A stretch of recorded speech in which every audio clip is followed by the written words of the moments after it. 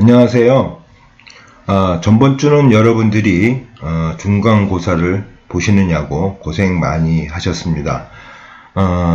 우리가 보통 이제 성적을 보고 이제 정상 분포로 들어가면은 여러분들과 내가 원활하게 소통을 하면서 과목을 이끌었다고 우리가 볼 수가 있겠습니다. 그래서 저도 곧 평가를 해서 점수 분포도를 한번 살펴보겠습니다. 어찌되었든 하여튼 고생 많이 하셨고, 이번 주와 다음 주에 거쳐서 우리가 결혼과 사랑에 관한 그러한 이야기를 한번 여러분들과 같이 소통하면서 고민을 해보는 그러한 시간을 갖고자 합니다. 우리가 복습 차원에서 우리가 다음에 배울 사랑은 이제 구체적인 개인 간의 사랑을 우리가 배울 것이고, 이제 사회 구조적으로 우리가 사랑을 중세 봉건 시대의 중매, 그 다음에 자본주의 초기에 있어서의 현대성에서의 낭만적 사랑, 그 다음에 68년도 포스트 모더니즘이 등장하면서 탈현대적인 사랑, 합리적 사랑으로 이렇게 사회 문화적으로 사랑이 변화되었다고 여러분들은 이제 이미 배웠고 또 시험에도 나왔죠. 하여튼 이렇게 이제 변화되었습니다.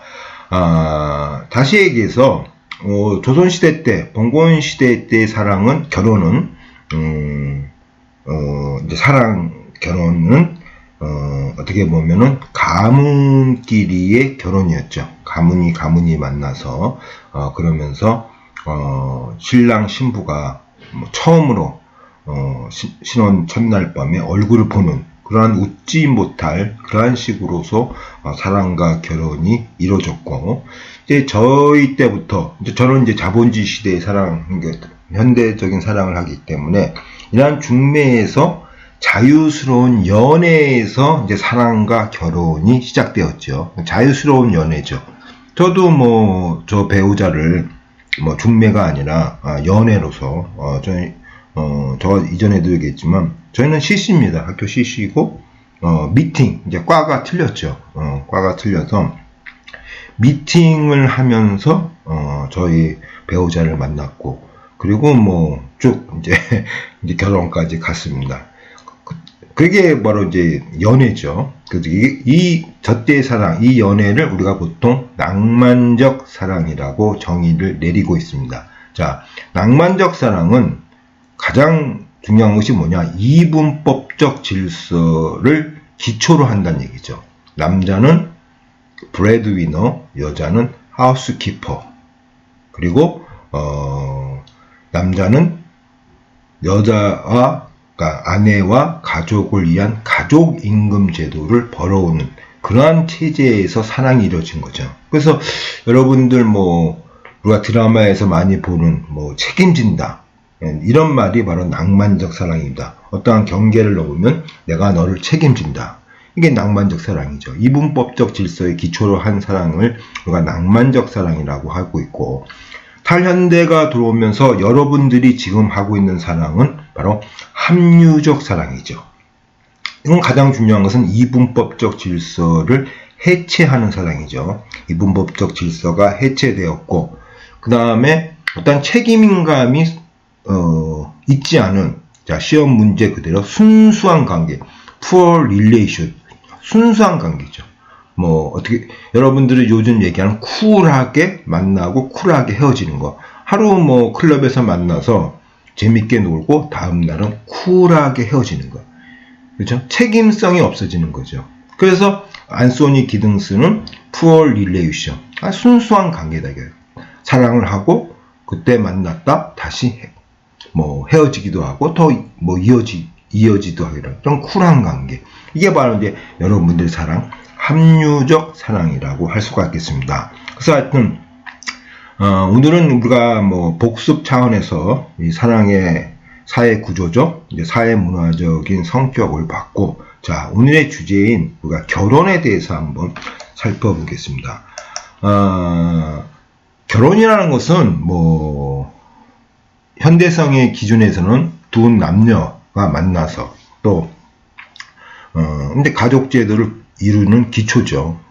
지금의 이야기에서는 다양한 성을 가진 성소수자도 포함하죠. 만나서 이제 서로 의지하면서 한평생을 같이 사는 그런 풍수, 뭐 이제 제도라고 얘기하기도 어렵고 하나의 생활 양식이라고 볼 수가 있겠습니다.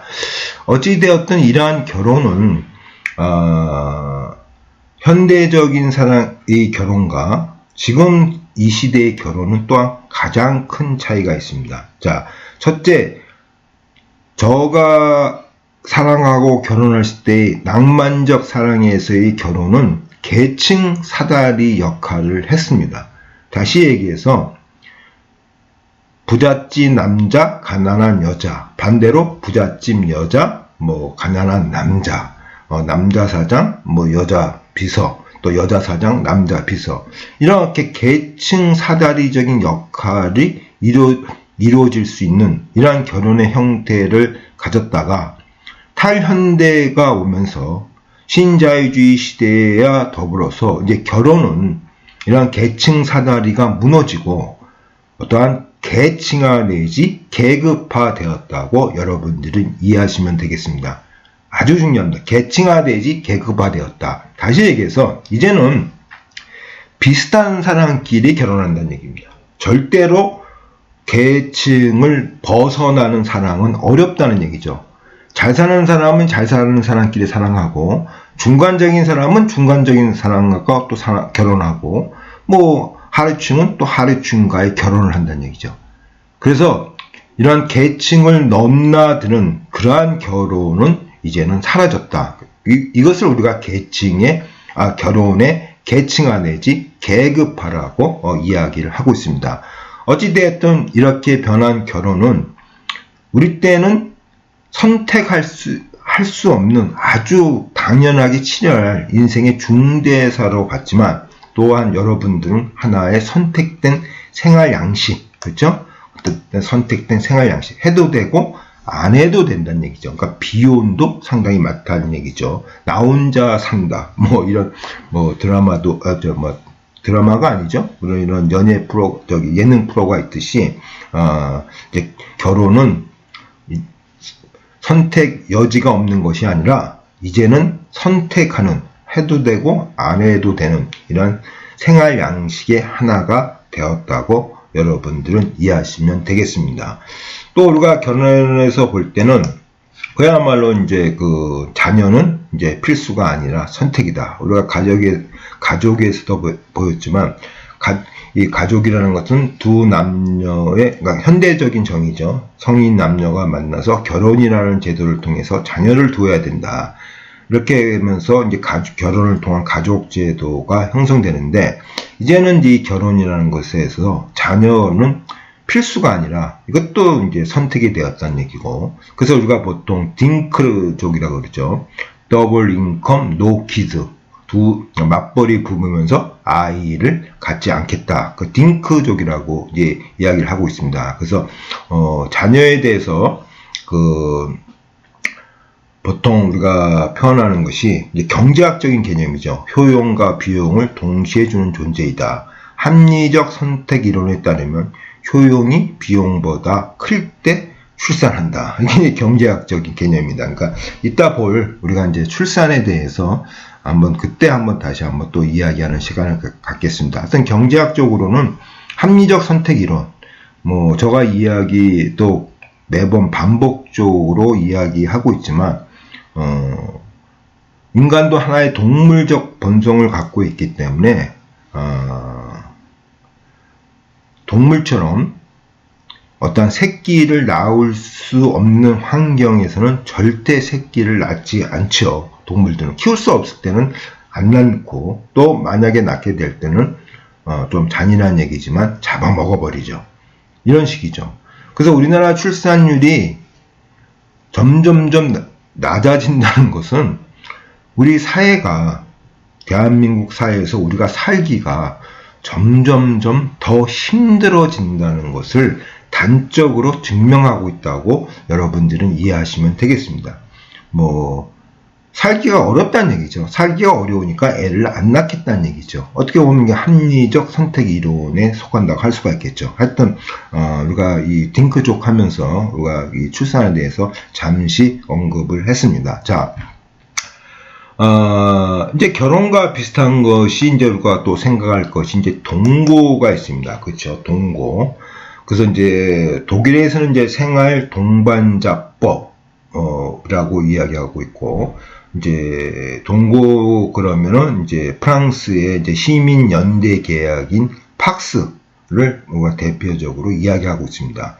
저희 나라도 2004년도 거예요. 그 진선미 국회의원. 지금도 그 또 동거를 하고 계시고 있는데, 결혼을 했나는 모르겠습니다. 하여튼 그 진선미 의원이 몸소 뭐 동거를 하면서 이 생활동반자법을 국회에 발의하셨죠. 근데 통과는 안 됐죠. 아직까지도 계속 발의가 반복되지만 통과는 되고 있지 않습니다. 그래서 이 생활동반자법, 그러니까 동거를 하나의 결혼처럼 인정하는 것이 이 바로 생활동반자법 팍스입니다. 그러니까 우리나라는 동거를 결혼을 통한 하나의 가족이라고 보지 않고 있죠. 그래서 뭐 간단하게 해서 동거하게 되면은 우리가 수술할 때 동거인이 사인할 수가 없고, 왜냐하면 그 가족만이 사인할 수가 있기 때문에.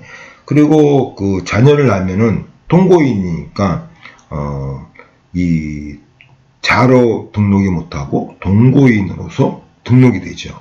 이러한 차이가 있는 거죠. 그래서 외국은 이제 결혼도 가족을 형성하는데 하나의 중요한 메커니즘이지만 동거를 통해서도 결혼이라는 것을 인정하고 있는 거죠. 이게 바로 팍스고 생활 동반자법입니다. 그래서 프랑스 같은 경우는 동거하지 않고 결혼한다는 것을 참 이상하게 생각하는 거죠. 그래서 동거와 결혼에 대해서 차이가 없는 거죠. 차이가 없는 거고. 그래서 저 북유럽 같은 경우는 거의 한 40년 동안 동거하다가 이제 환갑될 때 그때 하나의 세리브레이션으로 결혼을 하고, 이런 식으로 동거와 결혼에 대해서 큰 차이를 두지 않고 하나의 생활 양식으로서 등장하고 있다고 볼 수가 있겠습니다. 이러한 이제 동거는 당연하게 우리나라는 인정하지 않고 있고, 이 동거가 왜 이제 인정하지 못하는 가장 그 근본적인 이유는 동성애 때문에 그렇습니다. 그러니까 우리가 동성애를 지금 강력하게 반대하는 상황 속에서 동거를 인정하게 되면은 동성애, 그러니까 동성애에서 동거하는 사람들, 이것까지도 인정하는 거죠. 그러니까 팍스는 이성 간의 동거도 인정하고 있고 동성 간의 동거도 인정하고 있습니다. 그래서 이러한 문제가 걸려 있어서 상당히 좀 어려운 그런 현실에 이제 봉착되어 있다, 이렇게 여러분들이 이해하시면 되겠습니다.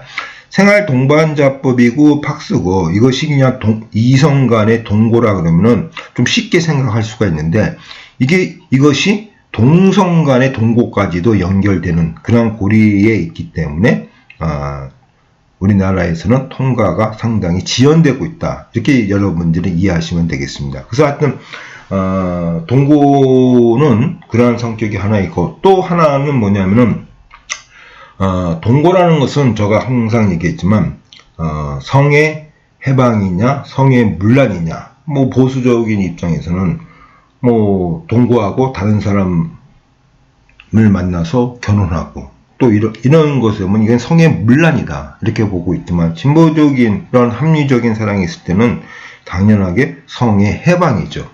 성의 해방적인 차원에서 봐야 되고, 이런 합리적인 사랑이 이루어지는 시대에 있어서 어떠한 시대적 흐름은 동거를 하나의 그 결혼의 형태로서 인정해야 되는 이런 생활 동반자법이 빨리 통과돼야 되지 않나, 그런 개인적 생각도 갖고 있습니다. 하여튼 동거라는 개념이 우리가 이제 하나의 결혼의 대안적인 형태로서 등장하고 있는 것을 볼 수가 있겠습니다. 그래서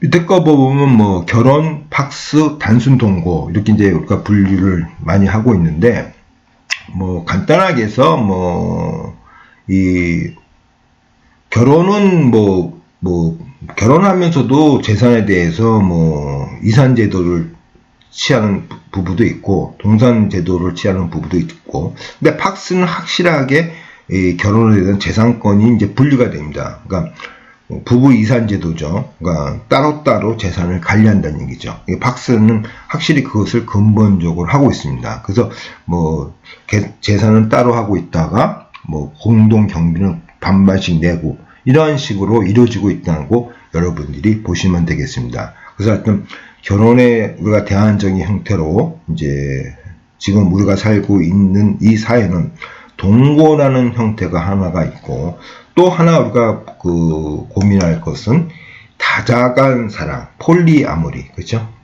다자간 사랑, 폴리아모리. 이게 불륜이냐, 또 이런 문제도 걸리죠. 그러니까 다자간 사랑이라는 것은 여러분들 간단하게 보면은 결혼하면서 상대방의 양해를 구하고 다른 사람하고도 사랑할 수 있는 그래서 다자간이에요. 내가 결혼하고 있는 사람은 결혼하고 있지만 서로 합의하에서 남자도 다른 여자를 만날 수 있고 여자도 다른 남자를 만날 수 있는 이러한 것이 바로 다자간, 다자입니다. 폴리아모리입니다. 그래서 이 다자간 사랑은 바로 우리가 배웠던 샤르트르가 실존주의죠. 그래서 이 사람은 실존이 본질보다 앞서다. 그러니까 실존이라는 것은 사랑, 본질이라는 것은 결혼 제도. 그러니까 실존, 사랑이 결혼보다 앞서다는 얘기죠. 그래서 이분은 몸소 다자간 사랑을 보여줬죠, 우리한테. 그래서 샤르트르와 보부아르, 우리가 세컨드 섹스인 시몬드 보부아르의 계약 결혼이 하나의 큰 센세이션이고 우리한테 보여줬습니다. 그래서 이 샤르트르와 보부아르는 서로 계약 결혼을 했어요. 다자간 사랑을 인정했어요. 우리가 따로 살다가 또 같이 합쳐 살기도 하고 따로 살기도 하고 이렇게 자유스럽게 하다가 단 샤르트르가 다른 여자를 만나든 보부아르가 다른 남자를 만든 이건 우리가 서로 인정을 해주고 합의해주자. 이게 바로 다자간 사랑이죠. 그렇게 두 분은 사랑을 했어요. 그거 보면 결혼할 때 다른 남녀를 만나게 되면 누가 이것을 지금 불륜이라고 하고 있죠. 그래서 여러분들이 우리나라는 아직까지도 이런 유교적인 색채, 어떤 보수적인 색채가 좀 강하기 때문에 저도 그렇고 여러분들도 그렇고 결혼하면서 이렇게 다자간 사랑을 하면서, 그러니까 불륜이죠, 한마디로. 불륜을 인정한다?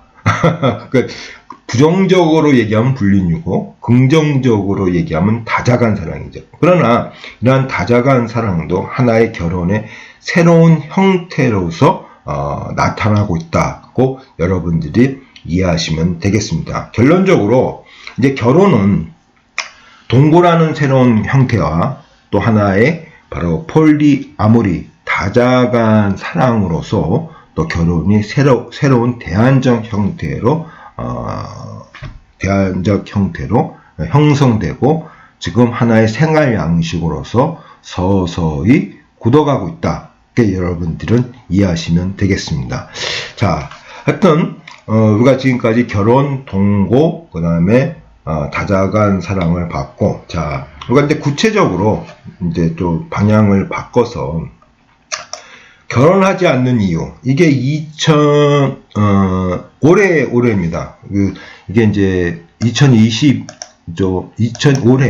4월이죠. 2022년 4월에 광주 여성재단이라는 데서 이제 조사한 내용이다. 물론 전체를 편하다기보다는 너무 조사 규모가 좀 소규모에서 전체를 표현하기보다는 좀 무리한 수는 있지만 그래도 지금 결혼하지 않는 이유에 대해서 충분히 이야기하고 있지 않나 그렇게 볼 수도 있겠습니다. 그래서 여성이 결혼하지 않는 이유가 뭐냐면 가부장적, 그죠? 그러니까 우리가 배웠던 주류의 전환, 아직까지도 돌봄 노동에 대해서 여성의 세컨드 시프트, 그죠? 세컨드 시프트, 그 다음에 주류의 전환이 이루어지지 않았다. 이런 가부장적인 사회구조, 그 다음에 더 구체적으로 이런 결혼과 가족에 대해서의 가부장적인 이런 개념 때문에 결혼하지 않는 여성이 상당히 많죠. 남자들은 행복해 보이지 않아서 어떻게 생각하겠어요? 남자들은 결혼을 하게 되면 행복해 보이지 않아서 여러 가지로 볼 수가 있겠죠. 이 행복해 보이지 않아서 그 이유에 대해서 우리가 좀 구체적으로 왜 뭐가 행복해 보이지 않냐 하고 보면 구체적으로 이제 나열을 하게 되면은 뭐 우리가 지금 배울 주제로 보면은 뭐 이런 그 불륜의 문제, 뭐 이 실존, 그렇죠? 실존적인 문제도 언급될 수가 있고, 그다음에 그 결혼을 하면서 뭐 자녀를 낳게 되면 또 이러한 그 뭐라 그럴까 피곤함, 그다음에 그런 것도 있고, 하여튼 남자들은 행복해 보이지 않아서가 결혼하지 않는다 이렇게 나오고 있고, 여자의 두 번째로는 결혼 후 직장 생활을 지속할 수가 없어서, 그렇죠? 뭐 보이지 않는 어떤 그 퇴사를 자꾸만 권유하는 거. 그러니까 개인화되는 시대에, 탈가족화되는 이 시대에 여성들이 어떤 자아실현, 자기 스스로의 어떤 경제력을 추구하는 이 시대에 역행하는 거죠. 역행하니까 당연히 결혼을 안 하는 거죠. 세 번째로는 주변에 결혼한 사람들이 행복하지 않아서. 남자의 두 번째는 결혼 제도가 싫어서. 그러니까 우리가 구체적으로 저가 그냥 추론만 할 뿐입니다. 그래서 남자들은 이런 그 얼매인다는 것은 어떻게 보면 뭐 다자간 사랑도 포함되어 있습니다. 이제 그런 면도 있지 않나. 하여튼 그건 우리가 추론에 불과하다고 볼 수가 있고, 어찌됐든 이러한 이유로 인해서 우리들은 지금 결혼을 회피하고 있다. 이렇게 여러분들이 보시면 되겠습니다. 자, 뭐 지난해 결혼 이혼 모두 줄었다. 그렇죠? 뭐 지난해는 결혼도 줄었고 이혼도 줄었다. 그러니까 이것은 뭐 그렇게 큰 중요한 의미가 있지는 않습니다. 왜냐하면 전 그 상황에 따라서 이제 비교된 통계치기 때문에, 어찌됐든 통계청에 따르면 2020년도 혼인 건수는 21만 4천 건, 21년도는 19만 3천 건, 보통 2만 6천 건이 감소했다. 이런 관련 통계가 집계되기 시작한 1970년도 이후 역대 최저로 2019년 최저 기록을 1년 만에 갈아치운 것이다. 그러니까 결혼을 안 하고 있다는 얘기죠. 한마디로 결혼을 안 하고 있다. 우리가 볼 수가 있고, 그 다음에 이제 이제 이혼을 보면은 코로나 전체적으로 이혼은 줄었는데 황혼 이혼 역시 최대로 역시 최대고, 코로나가 시국과 닥친 지난해 전체 이혼 건수는 1년 전보다 3.9% 줄었다. 그러니까 전체 이혼은 점점점 줄었는데 황혼 이혼은 이혼 건수 중에서 가장 높다는 얘기죠. 황혼 이혼. 그러니까 여러분들이 황혼에서 이혼하는데 가장 근본적인 것은, 저는 그렇게 생각해요. 뭐 저가 그 구체적인 데이터를 조사한 적은 없지만, 이런 여성에 관한 것을 우리가 고민해 볼 때, 이 황혼 이혼에서의 여성이 높은 것은 그야말로 이런 가부장적인 이데올로기 속에서 한평생을 사는 데에서 이제 지긋지긋하다 이거죠. 그렇죠? 지긋지긋하다. 그래서 이제 혼자 좀 자유스럽게 삶을 살고 싶다고 볼 수가 있고, 그 여성들이 황혼 이혼을 선택하는 것은 뭐 가부장적 이데올로기가 벗어나고 싶은 그러한 욕망이 강해서 황혼 이혼이 일어나고 저는 생각하고 있고, 저희 남성의 입장에서는 우리가 영화 이보다 더 좋을 순 없다. 거기에서 보듯이 남성의 입장에서는 이제는 뭐 그 실존적인, 아까도 했지만 어떠한 그 다자간 사랑, 실존적인 사랑을 선택하는 것이 좀 더 높지 않나.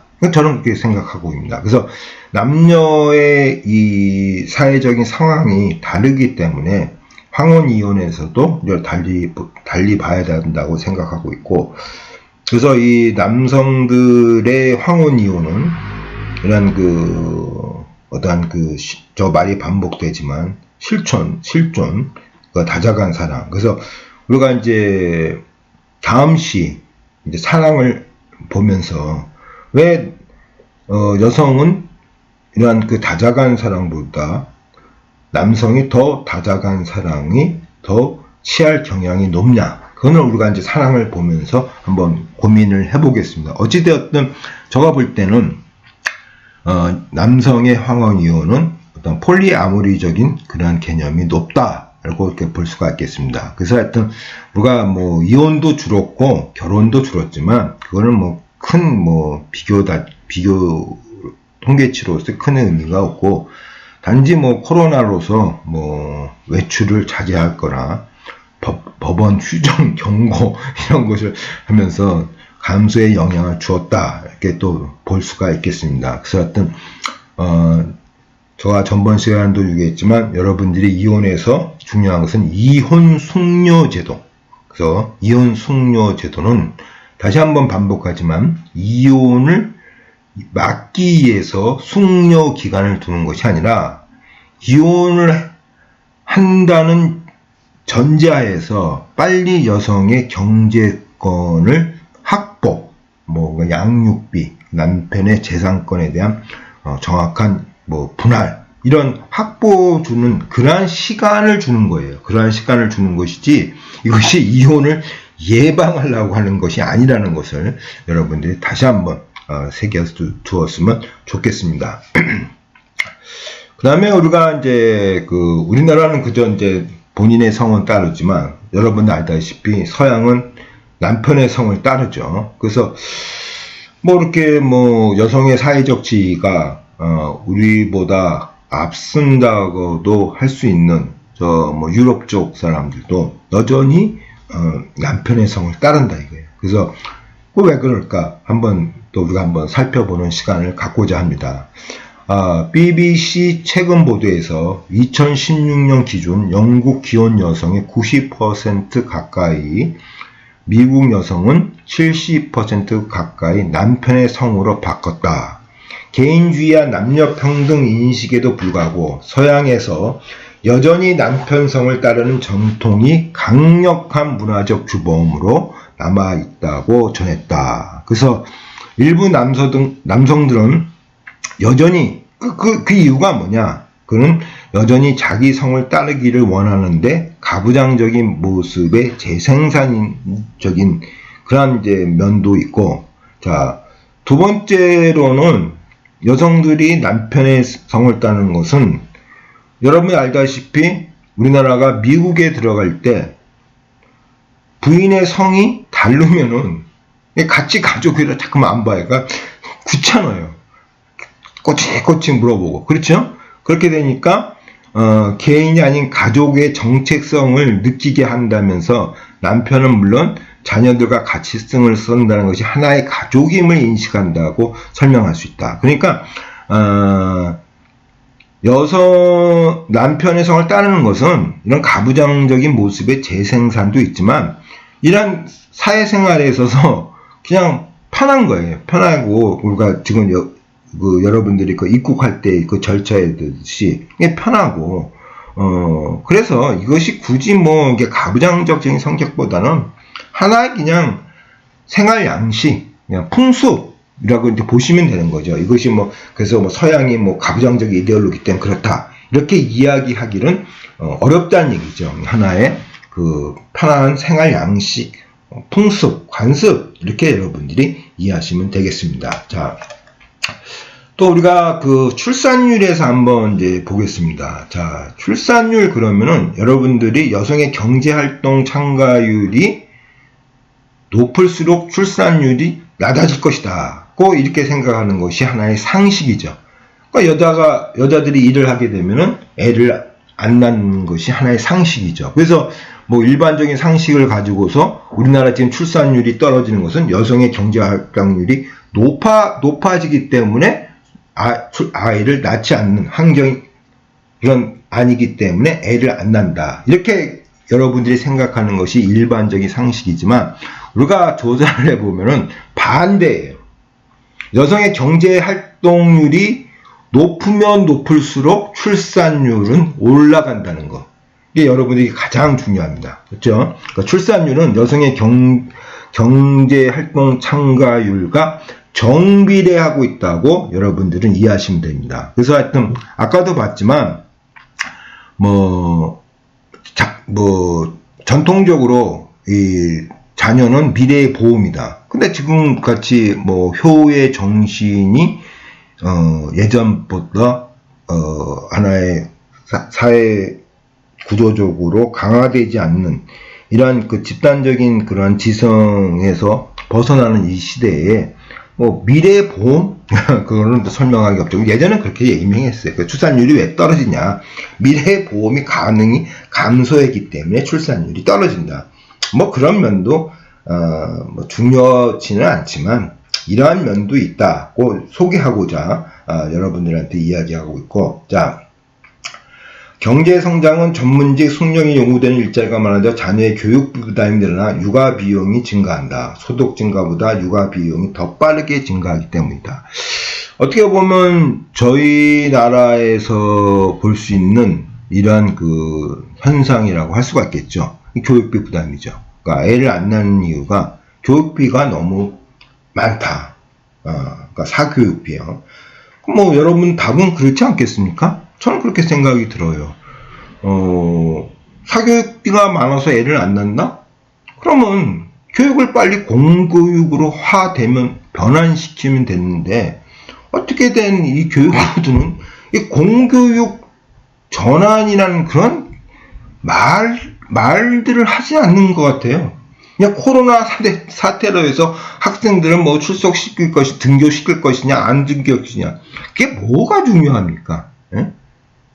그게 물론 중요도 하지만, 저는 제일 중요한 것이 우리나라 사교육제도에서 빨리 공교육제도 중심으로 이렇게 변화시키는 이런 교육제도 개선이 이야기는 하지 않고 쓸데없이 등교를 해서 등교하지 않으니까 수업 역량이 아니 학원에서 다 배우고 있는데 뭘 수업 역량이 떨어지니까. 학교에서 다 학원에서는 공부하고 학교는 잠자는 시간, 쉬는 시간으로 학생들이 다 생각하고 있는데, 그래서 좀 안타까운 면이 있어요. 그러니까 근본적인 어떤 이 건강한 사회를 만들겠다는 이런 인식 개념이 좀 부족하신 것 같아요.